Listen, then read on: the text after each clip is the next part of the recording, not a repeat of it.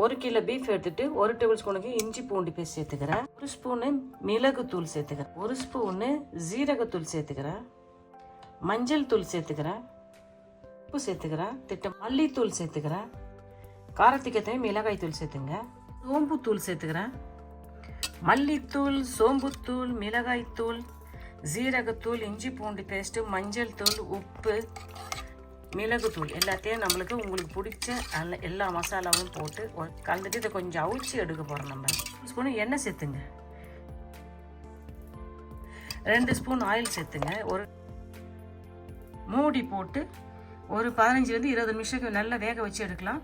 குக்கர்னா குக்கரில் நீங்கள் 4-5 விசில் போட்டு எடுத்துங்க. அதுக்கு மாவு பிசைஞ்சிக்கிறேன். ஆயில் தடவிட்டு இதை அப்படியே வச்சுட்டு நம்ம பரோட்டா செய்ய போகிறோம்.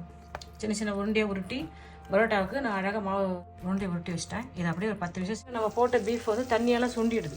இல்லை கொஞ்சம் மசாலா போட்டு நம்ம பொரிச்சு எடுத்துக்கலாம். நிமிஷம் ஆகிடுது. உருட்டினதும் நம்ம அழகாக நம்ம உருட்டி வச்சு எடுத்துடலாம். மேலே கொஞ்சம் லைட்டாக அப்படியே கொஞ்சம் பரோட்டா செஞ்சுட்டோம். இதை அப்படியே அழகாக ஓரம் வச்சுட்டோம். ஒன்று போட்டுட்டு சும்மா லைட்டாக கொஞ்சம் எண்ணெய் ஊற்றிக்கலாம். வேகட்டும். நம்ம ஊற்றிக்கலாம். அப்படியே வேகட்டும். வெந்தயத்தை நம்ம எடுத்து அப்படியே எண்ணெயில் வச்சிடலாம்.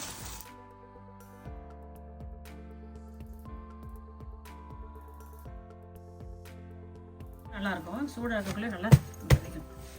பாருங்கள் என்ன அழகாக சாஃப்டாக பரோட்டா செஞ்சுட்டு பார்த்தீங்களா? என்ன அழகாக சாஃப்டாக பரோட்டா செஞ்சு வச்சிட்டோம். அப்புறம் நம்ம பரோட்டா செஞ்சுட்டோம். அழகாக பிச்சு கையால் அழகாக நம்ம பிச்சு இப்படி வைக்கலாம். பாருங்கள், இது போல் நம்ம எல்லாத்தையும் போட்டு வச்சுக்கலாம். பரோட்டா நல்லா அழகாக பாருங்கள், என்ன அழகாக நம்ம பொடிசாக அழகாக நிறைய எடுத்து வச்சுட்டோம். திட்டமாக என்ன சேர்த்துக்கலாம். சும்மா 2 பட்டை போட்டுக்கலாம். பட்டை, ஒரு 3 ஏலக்காய், 2 கிராம்பு, இலை சும்மா 2 சோம்பு, சீரகம், இது கூட கருவேப்பிலை சேர்த்துக்கலாம். எல்லாத்தையும் சேர்த்து நம்ம தாளிச்சிக்கலாம். ஃப்ரீயாக நறுக்குன ஒரு பெரிய சேர்த்து வெங்காயத்தை போட்டு நம்ம அழகாக வதக்கிக்கலாம். கூட 1 டேபிள் ஸ்பூன் இஞ்சி பூண்டு சேர்த்துக்கலாம். வச்சுக்கலாம். தக்காளி பழத்தை அதை கூட சேர்த்து வதக்கிக்கலாம்.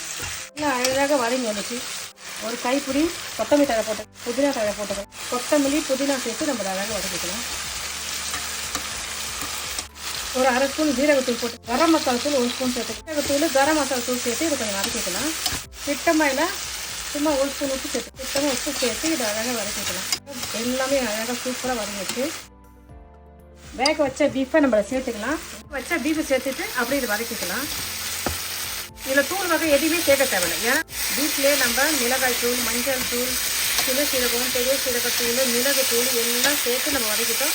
அப்போ இதில் மறுபடியும் நம்ம தூள் சேர்க்கணும் அவசியம் கிடையாது. நீங்கள் வந்து பீஃபோடைய சைஸ் வந்து இன்னும் கொஞ்சம் கூட சின்னதாக வச்சுக்கலாம். நான் வந்து ஓரளவுக்கு செஞ்சுக்கிறேன். அதனால் நீங்கள் இன்னும் கொஞ்சம் ஏதாவது கொஞ்சம் பெருசாக கூட போட்டுக்கலாம், சின்னதாக கூட போட்டுக்கலாம். காரம் டேஸ்ட்டு பார்த்துங்க. ஒரு பொருள் உங்களுக்கு உடம்பு கொட்டுக்கலாம், சேர்த்தாதீங்க. எதனா ஒன்று சேர்த்துக்கணும்னு சொன்னால் அழகாக சேர்த்து அழகாக வதக்காச்சு. அப்படியே வதங்கட்டும். பரோட்டா செஞ்சு அதை அழகாக வந்து பிச்சு வச்சுக்கிறோம். நம்ம வீட்டிலே தான் செஞ்சோம். சூப்பராக எவ்வளோ சாஃப்டாக எவ்வளோ அழகாக செஞ்சுருக்கிறோம். தூக்கி அதில் போட்டு கிண்டலாம். அழகாக இதை போட்டு நம்ம கிண்டிக்கலாம். சேர்த்துட்டு நம்ம அழகாக அந்த பரோட்டா கிண்டி விட்டுக்கலாம். பார்க்கலாமா? ஸ்ப்ரிங் ஆனியன் கொஞ்சம் சேர்த்துக்கலாம். மிளகுத்தூள் சேர்த்துக்கலாம். கொஞ்சம் கொத்தமல்லி தழை, புதினா சேர்த்துக்கலாம். ஃபைனலாக மிளகுத்தூள், இந்த ஸ்ப்ரிங் ஆனியன், கொத்தமல்லி தழைலாம் போட்டுட்டு நல்லா அழகாக இதை கலந்து எடுத்துக்கலாம். என்ன சூப்பராக ஒரு பீஃப் கொத்து பரோட்டா செஞ்சிட்டோம். பாருங்கள் என்ன அழகாக செஞ்சிட்டோம். பாருங்கள் என்ன அழகாக. இதில் இருக்கிற பீஃபோடைய சைஸை இருந்தால் உங்கள் விருப்பப்படி செஞ்சு ரொம்ப சின்னதாக கூட போட்டுக்கலாம், பெருசாக போட்டுக்கலாம். இந்த ரொட்டியோட சைஸு கூட நீங்கள் உங்கள் விருப்பப்படி சேர்த்துங்களேன். சின்ன ஒரு மசாலா உங்களுக்கு ஒத்துக்கலாம், தயவுசு சேர்த்துக்காதீங்க. எதுனா ஒன்று சேர்க்கணும்னு சொன்னால் சேர்த்துங்க. பாருங்கள் என்ன சூப்பராக எளிமையான முறையில் வீட்டில் இருக்கிற பொருளை வச்சு நான் உங்களுக்கு அழகாக ஒரு பீஃப் கொத்து பரோட்டா செஞ்சு காமிச்சிட்டேன். இந்த பீஃப் கொத்து பரோட்டா எப்படின்னு சொல்லுங்கள். இந்த வீடியோ உங்களுக்கு ரொம்ப யூஸ்ஃபுல்லாக இருக்கும்னு நினைக்கிறேன். நீங்களும் இதே மெத்தடில் செஞ்சு பார்த்துட்டு நான் செஞ்ச அந்த பீஃப் கொத்து பரோட்டா எப்படி சொல்லுங்கப்பா. இந்த வீடியோ பிடிச்சா லைக் பண்ணுங்கள். உங்கள் ஃப்ரெண்ட்ஸுக்கும் ஃபேமிலிக்கும் தெரிஞ்சவங்களும் சொல்லி என் சப்ஸ்கிரைப் பண்ண சொல்லுங்கள். பார்த்து சொல்லுங்கள் நான் செஞ்ச இந்த பீஃப் கொத்து பரோட்டா எப்படி சொல்லுங்கப்பா.